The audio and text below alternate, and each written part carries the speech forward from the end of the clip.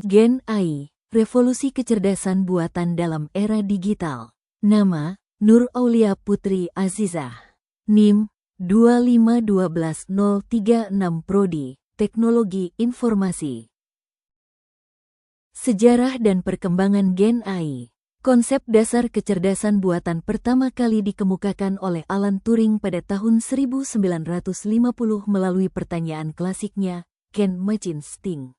Pada dekade 2010-an, AI mengalami kemajuan pesat berkat teknologi deep learning dan neural network.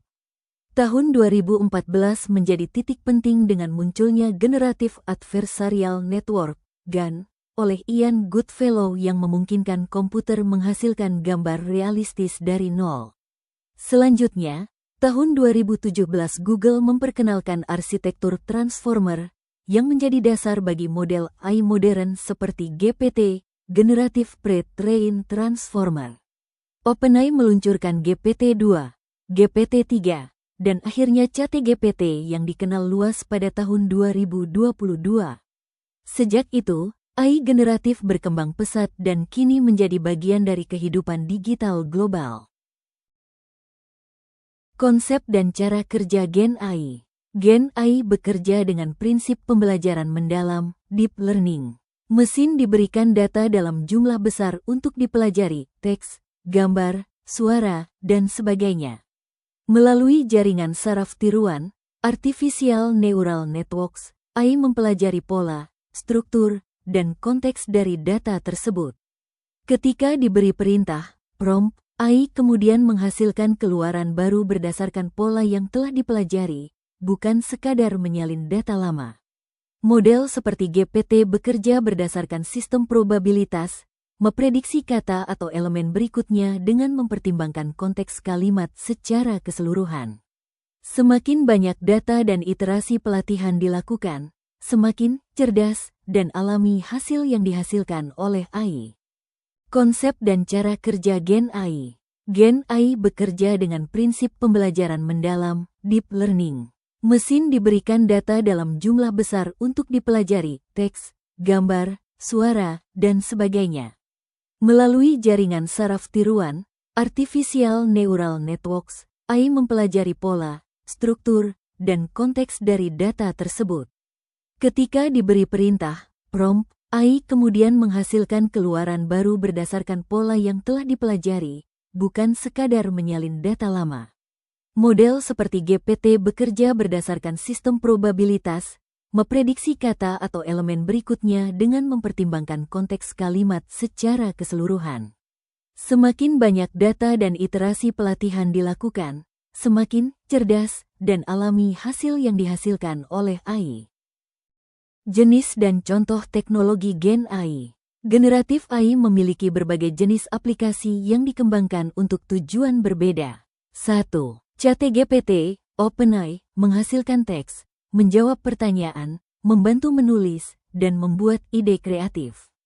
2. DALL-E, Midjourney, membuat ilustrasi atau gambar dari deskripsi teks.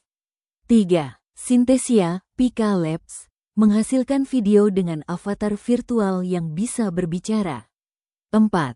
Copilot, Codex, membantu programmer menulis, menjelaskan, dan memperbaiki kode program. Musiklem, Google, membuat musik berdasarkan deskripsi kata. 5. Runway M. Penerapan Gen AI di dunia nyata. Pendidikan, membantu siswa memahami pelajaran, meringkas materi panjang, membuat latihan soal, dan menyesuaikan gaya belajar individu. Bisnis dan ekonomi, menciptakan konten promosi otomatis, menganalisis pasar, dan menghasilkan strategi pemasaran yang lebih tepat sasaran. Kesehatan, membantu dokter menulis laporan medis, menganalisis citra X-ray atau MRI, dan menemukan potensi obat baru.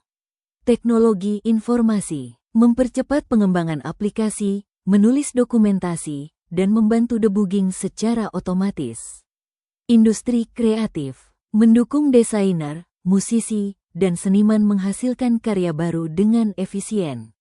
Dengan kata lain, Gen AI tidak hanya alat, tetapi telah menjadi kolaborator cerdas bagi manusia. Dampak positif Gen AI, efisiensi dan produktivitas. Pekerjaan yang memakan waktu lama dapat diselesaikan lebih cepat. Inovasi dan kreativitas. Gen AI dapat membantu memunculkan ide baru yang mungkin belum terpikir oleh manusia. Akses global, memperkecil kesenjangan bahasa dan mempermudah pertukaran ilmu di seluruh dunia. Transformasi pendidikan, membuat proses belajar menjadi personal, interaktif, dan menyenangkan. Kolaborasi manusia-mesin. AI menjadi asisten cerdas yang mendukung pekerjaan manusia, bukan menggantikannya. Dampak negatif dan risiko. Ancaman terhadap pekerjaan manusia, terutama di bidang penulisan, desain, dan administrasi. Deepfake dan disinformasi, yaitu manipulasi gambar atau video yang tampak nyata namun palsu. Masalah privasi. Karena data yang digunakan AI seringkali berasal dari sumber publik tanpa izin eksplisit. Ketergantungan teknologi, yang dapat mengurangi kemampuan berpikir kritis dan kreatif manusia. Bias algoritma, di mana hasil AI bisa mencerminkan ketidakadilan sosial dari data yang melatihnya.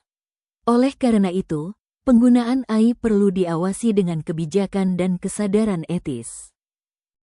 Tantangan dan etika penggunaan. Tantangan utama dalam pengembangan Gen AI adalah bagaimana menjaga keamanan, keadilan, dan transparansi. AI harus digunakan secara bertanggung jawab dengan memperhatikan beberapa prinsip. Transparansi. Pengguna harus tahu bahwa hasil berasal dari AI. Akuntabilitas. Pengembang dan pengguna bertanggung jawab atas dampak AI. Keadilan. AI tidak boleh diskriminatif terhadap kelompok tertentu. Keamanan data. Semua data harus dijaga agar tidak disalahgunakan. Pemerintah dan lembaga internasional kini mulai menyusun regulasi AI untuk memastikan teknologi ini berkembang secara aman dan etis. Masa depan generatif AI. Di masa depan, AI akan semakin terintegrasi dengan kehidupan manusia. AI akan mampu memahami konteks emosional, mengenali niat pengguna, bahkan menjadi pendamping belajar atau kerja yang adaptif. Pekerjaan baru seperti AI Prompt Engineer, AI Trainer, dan AI Ethics Specialist akan muncul. Dalam dunia pendidikan, pembelajaran berbasis AI akan membuat proses belajar lebih personal dan fleksibel. Namun, keberhasilan masa depan AI akan sangat bergantung pada bagaimana manusia mengatur dan memanfaatkannya secara bijak. Sekian, dan terima kasih.